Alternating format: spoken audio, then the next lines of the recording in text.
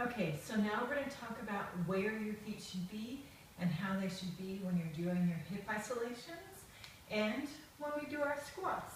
What I want you to do is walk around and around and around. Just walk around the room. Talk, have fun, think about it, don't think about it. I don't want you to be focusing on what's happening. I just want you to walk. And then I want you to stop. And when you stop, be evenly split weight and look at your feet.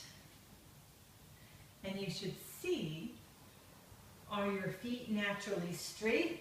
Is one naturally turned out? Is the other turned out more? How do they naturally land? What's comfortable for you?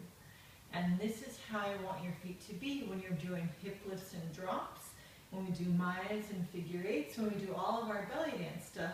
I want your feet to be in natural position. Now when you're doing this, you have to make sure when you do hip lifts and drops that your knees still track over your feet. I'll lift my sexy pants up so you can see my freshly shaved legs. All right, so if I have a turnout, my knee still needs to track over my foot.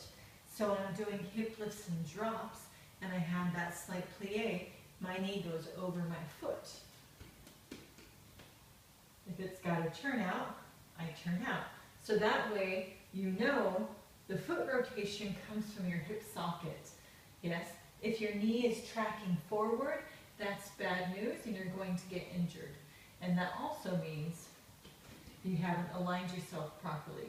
So you need to see where your feet naturally land, and that's why I want you to walk around